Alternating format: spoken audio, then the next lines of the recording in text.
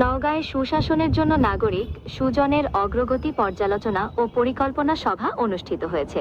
বুধবার বিকেলে সুজন নওগাঁ জেলা কার্যালয়ে জেলা সভাপতি মোহাম্মদ মোফাজ্জল হোসেনের সভাপতিত্বে এবং সাধারণ সম্পাদক মোহাম্মদ মোকসেদ আলীর সঞ্চালনায় সভাটি হয়।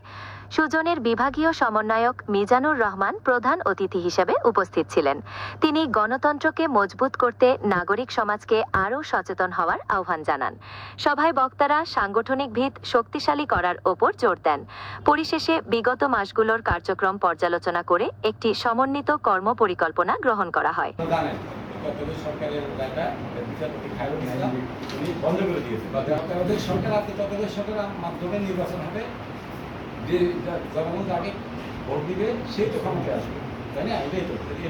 এবং আমাদের আজকের যিনি প্রিন্সিপাল মহোদয় আছেন সরকারি কলেজে, উনি এতটা আগ্রহ দেখিয়েছে, যেমন আমাদের নির্বাচনী অলিম্পিয়াড যেটা করেছি ইনশাআল্লাহ আলোচিত হয়েছে।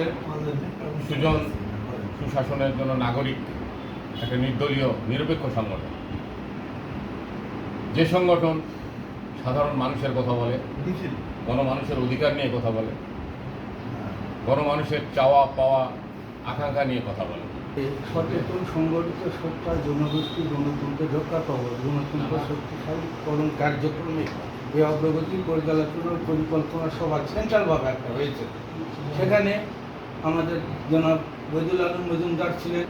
সুজনের জেলা কমিটি আছে, খুব ভালো কমিটি, এবং জেলা কমিটির থেকে আমি আশা করি আমাদের যে উপজেলা কমিটি হবে, পৌর কমিটি হবে, ইউনিয়নে যদি হতে পারে, তাহলে এর মাধ্যমে সুজনকে আমরা সারা বাংলাদেশে ক্রস মনিটরিং সুজনকে ক্রস মনিটরিংয়ের মাধ্যমে আমরা সরকারের ভালো এবং মন্দ দিক তুলে ধরে বক্তব্য পর্যালোচনা বিভাগীয় সমন্বয়ক সাহেব, সুজনের সম্পাদক সাহেব এবং মোবাইল ফোন তো একটা ব্যাপার।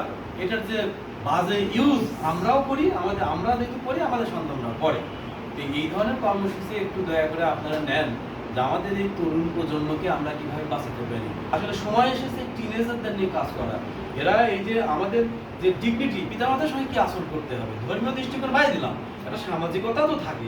এই জন্য আমরা নগর যে 3টা কলেজ আছে, এই 3টা কলেজে যদি আমরা কমিটি দাঁড় করাতে পারি, এদেরকে নিয়ে আগামীতে যে কোনো কাজ করাতে সম্ভব।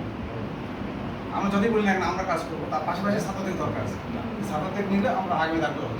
আগামী দিনে আমার এলাকার জনগণের স্বার্থ রক্ষার ক্ষেত্রে এই সুজনের ব্যানার কি অবদান রাখা উচিত, যেটা আপনি বললেন যে নিজের নৈতিকতা থেকেই বলি আর দায়বদ্ধতা বা দায়িত্ববোধ থেকে বলি, করতে হবে।